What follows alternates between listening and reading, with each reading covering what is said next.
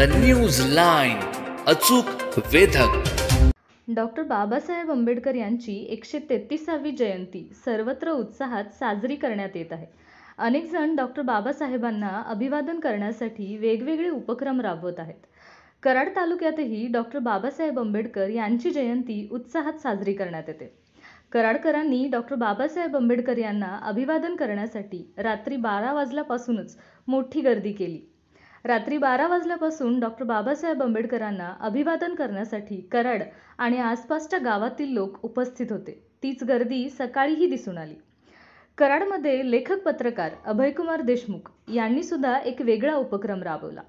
त्यांनी स्वतः लिहिलेल्या Mukhiya, Elgar, we had biological war, Masanwat, व्यक्त अव्यक्त भाग 1 या कादंबऱ्यांचा हार बाबासाहेबांना अर्पण करत अनोखं अभिवादन केलं।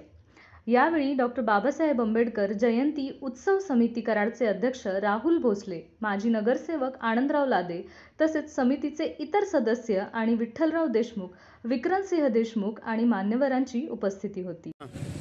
नमस्कार, मी पत्रकार लेखक अभयकुमार देशमुख। आजचा हा दिवस आपल्या सर्वांसाठीच खूप महत्त्वाचा आहे, कारण की अनेक पिढ्यांच्या जो आपल्यावरती अन्याय होत होता त्या अन्यायाला दूर करण्यासाठी बाबासाहेबांनी आपल्यावरती अनंत असे उपकार केलेले आहेत। त्यांच्या लेखणीतून एक संविधान साकारलेलं आहे, जे संविधान आपल्या गोरगरीब आणि सर्वच समाजासाठी उपयोगाचं आहे।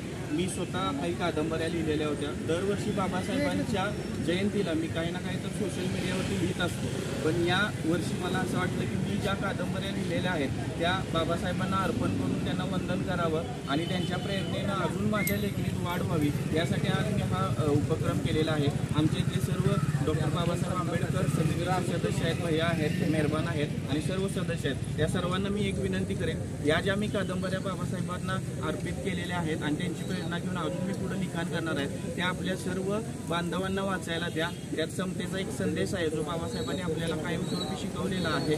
जो संदेश मी सुद्धा माझ्या लेखणीतून लिहिण्याचा छोटासा प्रयत्न केला आहे, कारण की ज्ञानाचा महासागर आणि मी यामध्ये खूप मोठा फरक आहे। कारण की बाबासाहेबांच्या तसूभर सुद्धा माझा अभ्यास नाहीये, कारण की त्यांचं जे शैक्षणिक नॉलेज आहे ते शैक्षणिक नॉलेज आपण आत्मसात केलं पाहिजे आणि वेगवेगळे उपक्रम करून बाबासाहेबांनी सांगितलेलं आहे, पहिला पोटाचा प्रश्न सोडवा, नंतर तुम्ही कार्यकर्ता बना। म्हणजे उपाशी पोटी जो असतो तो कार्यकर्ता लाचार बनतो असं बाबासाहेब म्हणतात। म्हणून मला सतत प्रेरणा मिळते। त्या प्रेरणेनं आज मी आपल्या कराड शहरामध्ये बाबासाहेबांना माझ्या ज्या काही 5 कादंबऱ्या लिहिल्या त्या अर्पण केलेल्या आहेत आणि यापुढे सुद्धा ज्या कादंबऱ्या लिहीन त्या दरवर्षी मी या ठिकाणी येऊन बाबासाहेबांना अर्पण करेन।